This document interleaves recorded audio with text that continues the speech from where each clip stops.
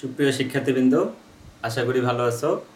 আমরা এখন দিনাজপুর বোর্ড 2017 সালের মহাকর্ষ অভিকর্ষ থেকে যে কোশ্চেনটি পড়েছে সেই কোশ্চেনটির আমরা সমাধান করব। কোশ্চেনটি ছিল এরকম যে একটি মহাজাগতিক বস্তুর ব্যাসার্ধ ও ভর যথাক্রমে 3.2 গুণন 10⁶ মিটার এবং 4 গুণন 10⁻24 কেজি। একটি ধূমকেতুর আঘাতে মহাজাগতিক বস্তুটি 8টি সমান খণ্ডে বিভক্ত হয়। কোশ্চেন হলো মহাজাগতিক বস্তুর পৃষ্ঠে মাধ্যাকর্ষণজনিত ত্বরণ কত সেটি বের করতে হবে। আর প্রতিটি গ্রহের মুক্তিবেগ মূল বস্তুর মুক্তিবেগের 1/8 হবে কিনা, অর্থাৎ 8 ভাগের 1 ভাগ হবে কিনা সেটি আমাদের বের করতে হবে। এটি হলো কোশ্চেন। এখন আমরা যেটি বের করব সেটি হচ্ছে অভিকর্ষজ ত্বরণ। তাহলে আমরা জানি অভিকর্ষ ত্বরণের জন্য যে সূত্র সেটা হলো G=gm ভাগ r²। এখন যদি আমরা এখান থেকে মানগুলি বের করার চেষ্টা করি তাহলে যেটা দেখা যাবে, g হলো মহাকর্ষীয় ধ্রুবক। তাহলে এখানে মহাকর্ষীয় ধ্রুবক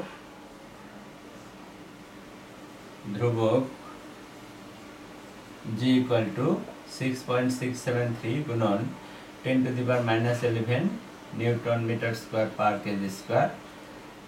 6.673 10⁻11 newton metre square per kg square, এটা হলো মহাকর্ষীয় ধ্রুবক।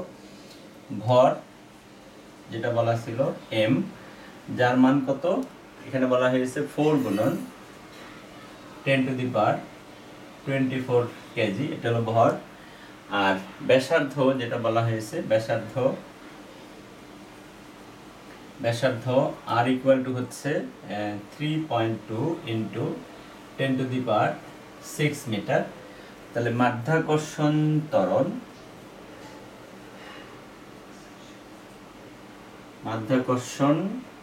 মাধ্যাকর্ষণজনিত ত্বরণ g = কত সেটি আমাদের বের করতে হবে। তাহলে আমরা এই মানগুলি যদি এখানে বসাই তাহলে দেখো g = আমরা এখানে মান বসাবো 6.673 × 10⁻11 newton metre square per kg square into m এর মান হলো 4 গুণন 10⁻24 কেজি ডিভাইডেড বাই r এর মান হলো 4 গুণন, আর ব্যাসার্ধ হচ্ছে 3.2 × 10⁻6 মিটার তার উপরে স্কয়ার। তাহলে আমরা যদি এখান থেকে অভিকর্ষ ত্বরণ g এর মান বের করি তাহলে g এর মানটি কত হবে সেটি যদি আমরা দেখি, 6.673 গুণন 10⁻11 ইন্টু 4 গুণন 10⁻24 ডিভাইডেড বাই 3.2 গুণন 10⁻6 তারপর স্কয়ার। তাহলে আমাদের অ্যান্সার হলো 26.066 মিটার পার সেকেন্ড স্কয়ার। অর্থাৎ ওই স্থানের অভিকর্ষ ত্বরণের মান হলো 26.066 মিটার পার সেকেন্ড স্কয়ার। অর্থাৎ ওই মহাজাগতিক বস্তুর পৃষ্ঠে, মানে যে পৃষ্ঠে আছে সেই পৃষ্ঠের অভিকর্ষ ত্বরণের মান হচ্ছে 26.066 মিটার পার সেকেন্ড স্কয়ার। এটি একটি কোশ্চেন। আর ঘ নম্বর কোশ্চেন বলা হয়েছে প্রতিটি গ্রহের মুক্তিবেগ মূল খণ্ডের মূল মুক্তিবেগের সমান হবে কিনা। এখন যদি এটি আমরা হিসাব করি তাহলে যেটি দেখা যাবে যে বস্তুটির টোটাল যে ভর ছিল সেই ভরটি 8টি খণ্ডে বিভক্ত হয়। তাহলে আমরা যদি এখানে দেখি এইভাবে, বস্তুর পূর্বের ভর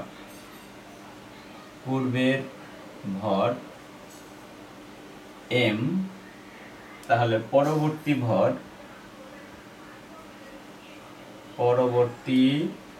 ভর m প্রাইম = কত হবে, m ভাগ 8, অর্থাৎ 8টি খণ্ডে বিভক্ত হয়। এখন বলা হয় যে পূর্বের ব্যাসার্ধ ব্যাসার্ধ ক্যাপিটাল আর এবং পরের ব্যাসার্ধ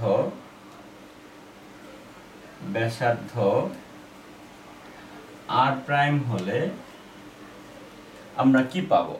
পূর্বের ব্যাসার্ধ আর এবং পরবর্তী ব্যাসার্ধ আর প্রাইম যদি হয়, তাহলে এখানে একটা বিষয় দেখো, এখানে যে বিষয়টি আমরা ব্যাখ্যা করব সেটি হচ্ছে এরকম যে আগের ব্যাসার্ধ আর পরের ব্যাসার্ধ আর প্রাইম একটি বড় খণ্ড 8টি সমান খণ্ডে বিভক্ত হলো। তার মানে এই 8টি খণ্ডের আয়তন আর মূল খণ্ডের আয়তন অবশ্যই সমান হবে। তাহলে এখন যদি আমরা এখান থেকে হিসাব করি তাহলে এইভাবে সূত্রটা দাঁড়াবে যে n into 4/3 pi capital R cube R prime তার উপর কিউব সমান সমান কি হবে 4/3 পাই ক্যাপিটাল আর কিউব। তাহলে এই 4/3 পাই আর কিউব এটি হচ্ছে বড় খণ্ডটির আয়তন, আর এখানে 4/3 পাই ক্যাপিটাল আর কিউব এই অংশটি হলো ছোট খণ্ডের আয়তন। তাহলে এখন এই ছোট খণ্ডকে যদি n দ্বারা গুণ করা হয় তাহলে এখানে n এর মান হলো 8। তাহলে 8টি খণ্ডে যদি বিভক্ত করা হয় তাহলে এই আয়তন এবং এই আয়তন পরস্পর কি হবে? আয়তন পরস্পর সমান হবে। তাহলে আমরা যদি এখানে দেখি তাহলে আমরা এখান থেকে যদি মান বসাই তাহলে কি হবে দেখো, n এর মান যদি আমরা এখানে 8 বসাই তাহলে এখান থেকে 4/3 পাই 4/3 পাই 4/3 পাই দুদিক থেকে বাদ হয়ে যায়। তাহলে এখানে আর প্রাইম তারপরে কিউব সমান সমান কি হবে? তাহলে এখান থেকে হলো আর কিউব। তাহলে আমরা এখান থেকে বলবো 2 আর প্রাইম তার উপরে কিউব ইকুয়াল টু হলো আর তার উপরে কিউব। তাহলে এখান থেকে 2 আর প্রাইম ইকুয়াল টু হবে আর, তাহলে এখান থেকে আর প্রাইম ইকুয়াল টু হবে আর ভাগ 2। তার মানে পরবর্তী যে ব্যাসার্ধটা হবে সেই ব্যাসার্ধ পূর্বের ব্যাসার্ধের অর্ধেক।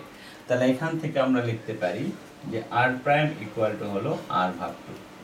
তার মানে ব্যাসার্ধের সাথে যদি আমরা তুলনা করি তাহলে যখনই ভরটা 8/1 হয়ে গেল তখন যে ব্যাসার্ধটা হলো সেই ব্যাসার্ধটা হলো পূর্বের যে ব্যাসার্ধ ছিল সেই ব্যাসার্ধের অর্ধেক। এই হচ্ছে বিষয়। এখন আমরা যদি হিসাব করি তাহলে বলা হচ্ছে উভয় ক্ষেত্রের মুক্তিবেগের মান কত হবে সেটি আমাদের বের করতে হবে। এখন যদি আমরা দেখি তাহলে পূর্বের মুক্তিবেগ কত ছিল আর বর্তমান মুক্তিবেগ কত সেটি যদি আমরা বের করতে চাই তাহলে পূর্বের মুক্তিবেগ আর বর্তমান মুক্তিবেগের সাথে সম্পর্কযুক্ত তৈরি করতে চাইলে তো পূর্বের মুক্তিবেগ যদি আমরা এভাবে দেখি, পূর্বের মুক্তিবেগ VE সমান √2gm ডিভাইডেড বাই r। এটি হলো পূর্বের মুক্তিবেগ। আর পরবর্তী মুক্তিবেগ যদি দেখি, পরবর্তী মুক্তিবেগ VE প্রাইম সমান সমান কি হবে? এখান থেকে যেটা দেখা যাবে 2g এখানে m prime divided by r prime. এটি হলো 2 নম্বর সমীকরণ। তাহলে VE হচ্ছে পূর্বের মুক্তিবেগ আর পরের মুক্তিবেগ হলো কত? পরের মুক্তিবেগ হলো VE প্রাইম। এখন যদি আমরা এই দুটার মধ্যে তুলনা করি যে VEর সাথে VE প্রাইমের সম্পর্কটা কি সেটা যদি দেখি তাহলে আমরা এখন কি করব? 2/1 অর্থাৎ 2 নম্বর সমীকরণকে 1 নম্বর সমীকরণ দ্বারা ভাগ করব। তো 2 নম্বর সমীকরণকে যদি 1 নম্বর সমীকরণ দ্বারা ভাগ করি তাহলে কি হবে দেখো, VE প্রাইম ভাগ VE সমান, আমরা যদি এখান থেকে দেখি তাহলে কি হবে দেখো, এখানে 2gm যেহেতু V প্রাইম আগে লিখছি 2gm প্রাইম ভাগ r প্রাইম, আর যদি উল্টায় দেওয়া হয় তাহলে কি হবে, এখানে r চলে যাবে উপরে আর এখান থেকে কি হবে 2gm চলে আসবে নিচে।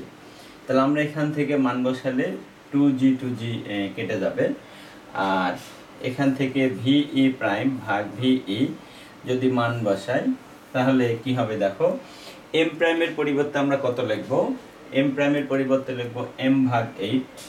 তাহলে এখানে m প্রাইমের পরিবর্তে 8 m ভাগ 8 ইনটু আর প্রাইমের পরিবর্তে কত লিখব? আর প্রাইমের পরিবর্তে লিখব এখানে আর বাই 2 ইন্টু উপরে থাকবে হলো আর, আর নিচে থাকবে হলো এম।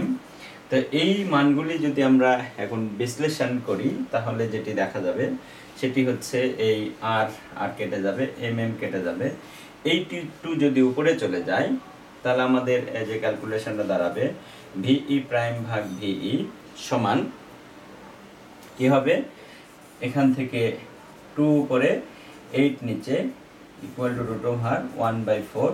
তাহলে 1/4 কথার অর্থ হলো 1/2। তাহলে আমরা এখান থেকে যেটা দেখব সেটা হলো ভিই প্রাইম ইকুয়াল টু, তাহলে ভিই ওই পাশে গুণ হয়ে যাবে ভিই ডিভাইডেড বাই 2। অর্থাৎ ভিই প্রাইমটা হলো কি, ভিই প্রাইমটা হলো যে পরবর্তী মুক্তিবেগ, আর ভি হচ্ছে পূর্বের মুক্তিবেগ। তাহলে পরবর্তী মুক্তিবেগ পূর্ববর্তী মুক্তিবেগের অর্ধেক। তার মানে যখনই ওইটি 8টি খণ্ডে বিভক্ত হবে তখন পরবর্তী মুক্তিবেগ পূর্বের মুক্তিবেগের 1/8 হবে না, হবে আগে যা ছিল তার অর্ধেক।